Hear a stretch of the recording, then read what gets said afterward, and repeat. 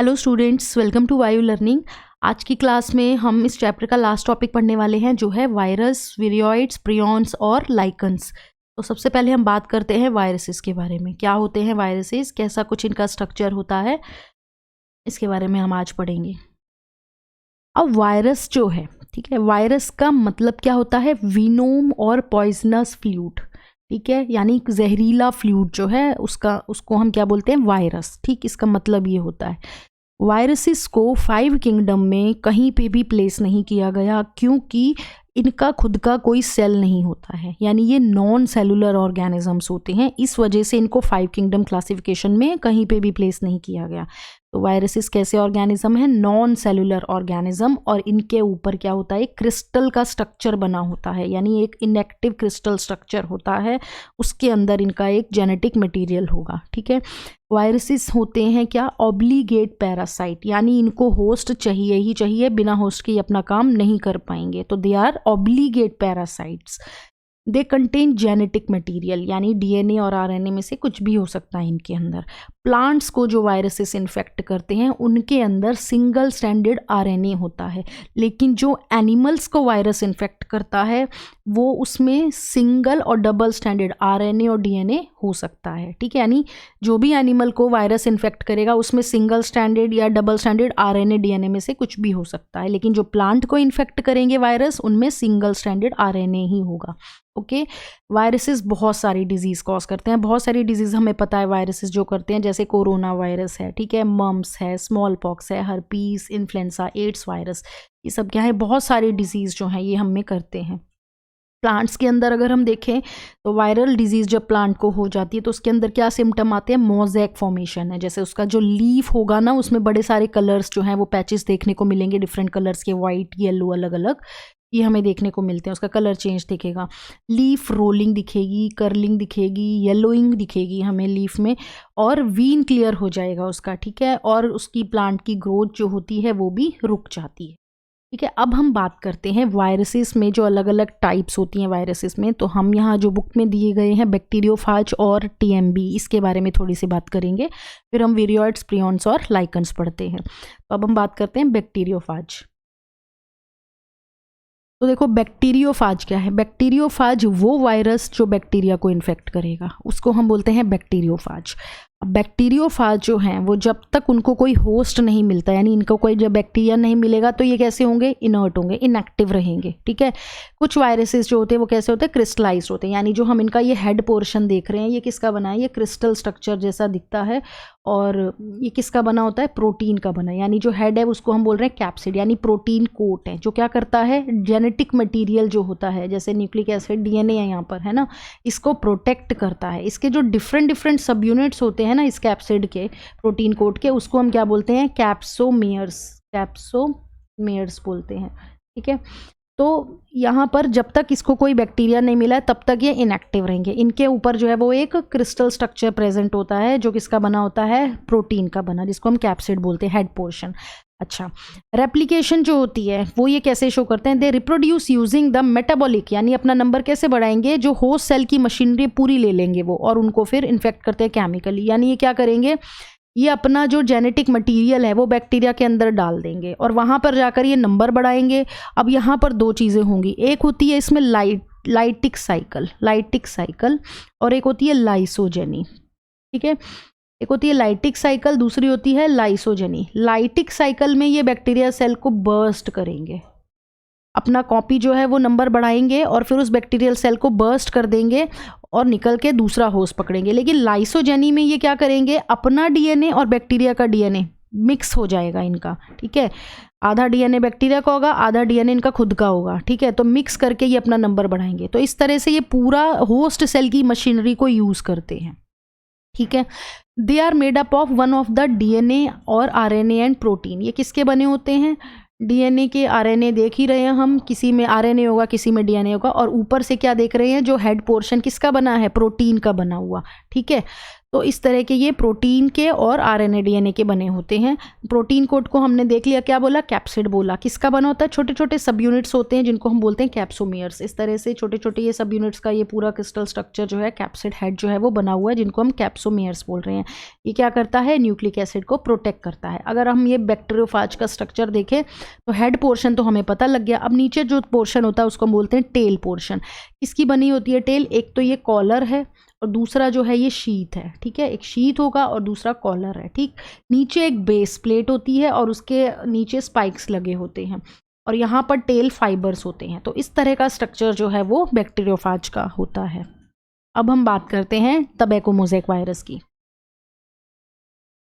तो देखो, tobacco mosaic virus, tobacco plant के अंदर मोज़ेक डिजीज़ ये वायरस करवा रहा था, इसलिए इसको टबैको मोज़ेक वायरस बोलते हैं।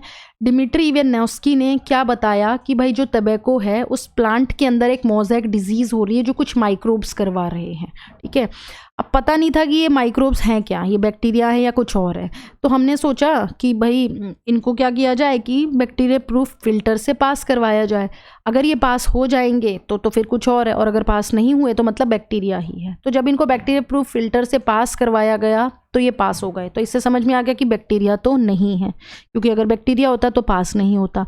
तो ये जो भी ऑर्गेनिज्म है इनका साइज बैक्टीरिया से छोटा है। तो बाद में पता लगा कि ये क्या है, ये तो वायरस है। तो बेजेनिक ने 1898 में ये भी बताया कि जो भी इस प्लांट में इन्फेक्टेड प्लांट है टबैको का, उसका एक्सट्रैक्ट भी अगर हम ले लें तो एक हेल्दी प्लांट को भी डिजीज़ हो जाएगी। यानी उसका जो फ्लूइड होगा उस इन्फेक्टेड प्लांट का, वो अगर एक हेल्दी प्लांट पे चला गया तो उस प्लांट को डिजीज़ हो जाएगी, हेल्दी प्लांट को। और इस न्यू पैथोजन वायरसेस को क्या बोला गया, इसका फ्लूइड को कॉन्टेजियम वाइवियम फ्लूइडियम, यानी इन्फेक्शियस फ्लूइड था ये, ठीक है।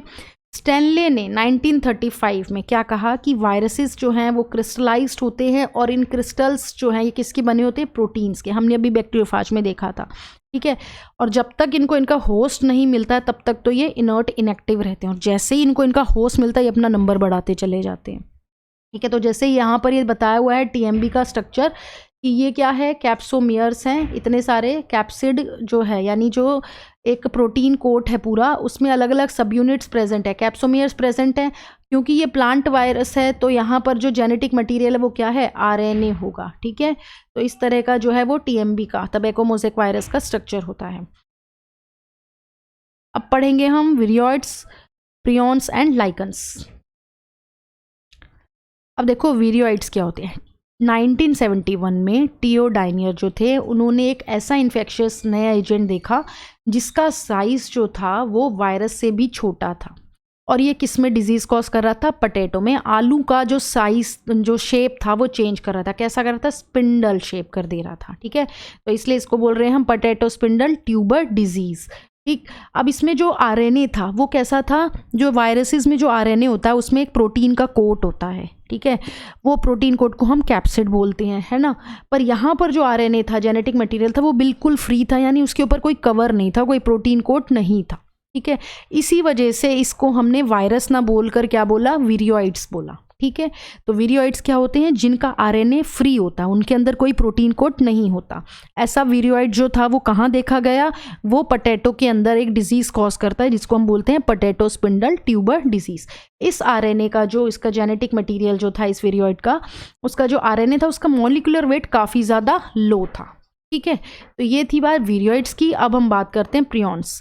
प्रियॉन्स क्या करते हैं, इन मॉडर्न मेडिसिन कुछ ऐसे इन्फेक्शियस न्यूरोलॉजिकल डिजीज़ जो थी, जो कोई एजेंट्स करवा रहा था, उन एजेंट्स में क्या कर रहा था वो एजेंट, प्रोटीन जो था उसको अबनॉर्मल तरीके से फोल्डेड देखा गया। तो ये प्रोटीन को जो अबनॉर्मली फोल्ड करवा रहा था ये एजेंट एक इन्फेक्शियस एजेंट था जिनको नाम दिया गया प्रियॉन्स, ठीक है। इनका साइज़ बिल्कुल वायरसेस के बराबर था, बिल्कुल वायरस जितना साइज़ था। तो इन एजेंट को जो प्रोटीन को अबनॉर्मली फोल्ड कर रहे थे इसको हमने बोला प्रियॉन्स। जो डिजीज़ कॉज करवाते हैं ये प्रियॉन्स, ये किस में करवाते हैं, कैटल्स में करवाते हैं, जिस डिजीज़ को हम क्या बोलते हैं, बोवाइन स्पॉन्जिफॉर्म एनसेफेलोपैथी, ठीक है, जिसको मैड काउ डिजीज़ बोलते हैं कैटल में, क्योंकि जो उनका ब्रेन होता है ना वो पूरी तरह से जो है वो डैमेज हो जाता है, नर्वस सिस्टम पूरा डैमेज हो जाता है। ठीक है, इसी का जो वेरिएंट है, जैसे bovine serum, bovine spongiform encephalopathy जो कैटल में होती है, ऐसी ही डिजीज़ ह्यूमंस में होती है जिसको हम बोलते हैं क्रूज़फेल्ट जैकब डिजीज़। यहाँ पर भी जो नर्वस सिस्टम होता है ये अच्छे से काम नहीं करता और डेथ तक हो जाती है। ठीक है, अब बात करते हैं हम लाइकन्स की। लाइकन्स क्या होते हैं? फंगस और एल्गी का जो एसोसिएशन होता है उसको हम बोलते हैं लाइकन्स। ठीक है, so these are the symbiotic और म्यूचुअल एसोसिएशन है बिटवीन एल्गी एंड फंजाई। ठीक है, एल्गी और फंजाई आपस में मिलकर जो है ये लाइकन्स का फॉर्मेशन करवाते हैं। यहाँ पर एल्गल कंपोनेंट को हम क्या बोलते हैं? फाइकोबायंट, और फंगल कंपोनेंट को माइकोबायंट। अब एक क्या करता है? खाना पीना बनाएगा, और एक क्या करेगा? उसको सामान ला के देगा, रहने की जगह देगा। ठीक है, तो एल्गी क्या करती है? जैसे एल्गी जो है वो क्या है? ऑटोट्रॉपिक है। ठीक है, और फंजाई जो है वो क्या है? हेट्रोट्रॉपिक है। तो एल्गी क्या करती है? वो खाना बनाती है, लेकिन उसको सामान और रहने की जगह कौन देगी? फंजाई देगी। ठीक है, तो algae prepared food for fungi and fungi provide shelter and absorb mineral nutrients and water for its partner.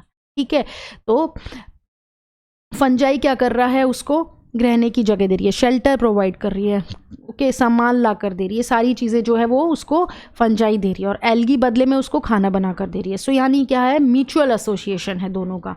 तो close is there association that is one saw a lichen in nature one would never imagine that they had two different organism. यानी जब हम कभी भी lichen को देखेंगे तो हमें पता ही नहीं लगेगा कि यहाँ पर एल्गी फंजाई दोनों हैं, हमें पता ही नहीं लग पाता है। ठीक है, लाइकन्स जो होते हैं ये बहुत ही अच्छे पोल्यूशन इंडिकेटर्स होते हैं, क्योंकि जहाँ भी पॉल्यूटेड एरियाज होंगे वहाँ पर इनकी ग्रोथ नहीं होती है, वहाँ पर ये लाइकन्स हमें कभी भी देखने को मिलते नहीं हैं, इसलिए इनकी ग्रोथ वहीं होगी जहाँ पॉल्यूशन नहीं होगा।